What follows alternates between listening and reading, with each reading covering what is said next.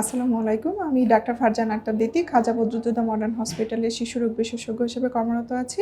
কিছু বিষয় নিয়ে কথা বলব, সেটা হচ্ছে আমাদের কাছে যে বাচ্চারা আসে বা বাচ্চার মারা নিয়ে আসে, বাচ্চার বাবা-মা কমন সমস্যা যে আমার বাচ্চা খায় না।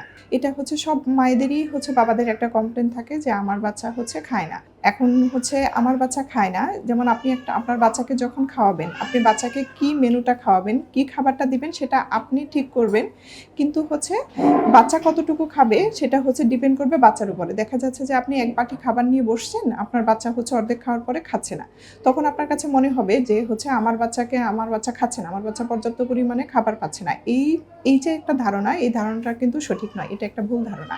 বাচ্চা কতটুকু খাবে এটা বাচ্চার উপরে ছেড়ে দিতে হবে, এবং বাচ্চাকে জোর করে খাওয়ানো যাবে না। যদি আপনি তাকে বারে বারে ফোর্স করেন বা জোর করে খাওয়ানোর চেষ্টা করেন, তাহলে দেখা যায় যে বাচ্চারা খাবারের প্রতি অনীহা দেখা দিচ্ছে। এবং আপনি যখন খাবার দিবেন, একটা খাবারের পর আরেকটা খাবারের একটা নির্দিষ্ট টাইম মেনটেন করে চলতে হবে। যে আপনি দেখা যাচ্ছে যে কিছুক্ষণ পর পরে খাবার দিচ্ছেন, বাচ্চার পেট ওইভাবে খালি হচ্ছে না, তাহলে বাচ্চারা খাবারের প্রতি আগ্রহ হচ্ছে। আপনাকে অবশ্যই খাবারের একটা চার্ট মেনটেন করতে হবে যে প্রতিদিন বাচ্চা কতটুকু খাচ্ছে, কি পরিমাণ খাচ্ছে, এবং সেই খাবার থেকে সে কত কিলো ক্যালোরি পাচ্ছে, যেটা তার দৈনিক যে পুষ্টি বা চাহিদা রয়েছে সেটা তার মেনটেন হচ্ছে কিনা। তারপর আমাদের কাছে যেসব বাচ্চারা আসে যে আমার বাচ্চা খাচ্ছে না, তাদের হিস্ট্রি নিলে দেখা যায় যে বেশিরভাগ বাচ্চাদের ক্ষেত্রে একটা প্রধান সমস্যা থাকে, সেটা কনস্টিপেশন, যে বাচ্চার পায়খানা হয় না। আমাদের দেখা যায় যে আমাদের বাচ্চাদের যে খাবারের যে হ্যাবিটটা, এই খাবারের মধ্যে পর্যাপ্ত পরিমাণে ফাইবার থাকে না। তো দেখা যায় অনেক সময় বাচ্চাদের কোনো পটি ট্রেনিং নেই, বাচ্চারা দাঁড়িয়ে দাঁড়িয়ে পায়খানা করে, ডাইপারে পায়খানা করে, যেমন বসে পায়খানা করে। বাচ্চা যদি বসে পায়খানা না করে তাহলে তার পেটটা খালি হয় না। তো পেটটা খালি না হওয়ার কারণে দেখা যায় যে